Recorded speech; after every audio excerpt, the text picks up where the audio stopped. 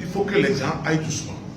Une fois qu'il est monté au perchoir, on fait venir Adoboli comme Premier ministre. Contre toute attente, lui qui ne s'est jamais entendu avec un certain Fambaré Ouattara Nachaba, s'est mis avec Ouattara. Et il a monté le coup pour chasser. Adoboli a été tenu par le Parlement. Et c'est comme ça qu'Agbome Kodio est devenu Premier ministre. Et comme il est toujours dans sa lancée, il a cru que c'est avec le pénis. Je pèse mes mots, je suis un grand responsable. Il a cru que c'est avec le pénis qu'on devient président de la République. Et regardez mon regard avec la fille de.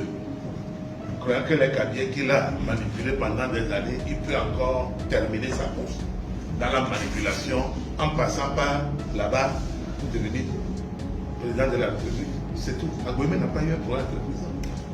Il s'est créé lui-même des problèmes. Agbome a créé des problèmes aux gens, dont moi. J'ai fait l'exil à cause de ce monsieur. C'est pour vous dire que je parle aujourd'hui des gens et des choses que je maîtrise plus que ma poche. C'est pratique de voyous. C'est un imbécile heureux ce type-là. Vous êtes jeune. Beaucoup de journalistes parmi vous sont jeunes. Mais je vais vous rafraîchir la mémoire. Comment il est devenu Premier ministre? D'abord, comment il est devenu président de l'Assemblée pour qu'il quitte l'Assemblée pour être Premier ministre? Agbome n'a jamais gagné. Comme quoi, Dieu aime ses fils qui le portent, comme moi. L'histoire se répète aujourd'hui. Vous savez pourquoi? À cause du chiffre 19. 1999, 2019, ça fait 20 ans. Agbome était candidat pour les législatives anticipées dans la préfecture de Yoto.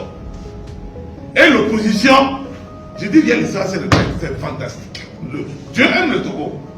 L'opposition radicale avait boycotté l'année-là, ces élections. C'est la première année où l'actuel président de la République aussi tentait ses chances comme député de Blita. Agboibo, il est là, Apollinaire Agboibo, maître Agboibo du CAR, qu'on appelle chez lui là-bas à Ouettakale, de Kouvé, le bouc de Kouvé, a donné les consignes de vote. Personne, Agboibo a eu 52 voix. Je le mets au défi. Je le mets au défi. À Holou était préfet. Les urnes ont été remplies à Lomé, estampillées, à voter, pour aller passer par derrière, rentrer dans le bureau d'Aholou avec les urnes, pour qu'Agbome puisse sortir. Il a pleuré comme d'habitude. Il a pleuré à cause de la mort. Il est touché par terre. Dans la résidence du Bénin. Ils veulent qu'on parle. Nous sommes là, on n'est pas morts. Peut-être c'est lui que la mort guette. Il est tombé la dernière fois à l'ambassade de France. Si ce n'était pas les gens qui sont au pouvoir, aujourd'hui, il devait être dans un cimetière. Maintenant, Agbome Kodio était le trésorier général. Messieurs, mesdames les journalistes, écoutez bien et suivez-moi bien. Trésorier général tout puissant du rassemblement du peuple togolais. C'est par téléphone que ce monsieur saignait les sociétés d'État. Il faut que le Haut Conseil de la République et le gouvernement de transition de Kofi est vivant. Joseph, il est là, il n'est pas mort. Si je suis un menteur, là, ils vont sortir. Que non, que les gens ont fait des cotisations obligatoires au parti unique. Donc, désormais, avec la naissance de nouveaux partis politiques, il faut restituer l'argent à tous les fonctionnaires qui ont cotisé. Combien de Togolais sont rentrés dans leur fonds? C'est Agbome qui est allé à la BIAO pour le décaissement de ce fonds-là. Ils ont décaissé. L'argent est où? Agbome, c'est un chômeur. Pour votre gouvernement, je vous le dis aujourd'hui, Agbome est devenu ce qu'il est par le biais, n'est-ce pas, de subterfuges, calomnies, violations et délations contre les gens.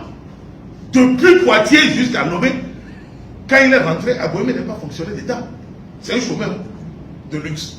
Vous avez vu un chômeur qui a des parcs au port autonome de Lomé. Il a des parcs, il les a eu comment? La représentation de la Banque mondiale à la cité Ouya, c'est la maison d'Agoyome Kodjo.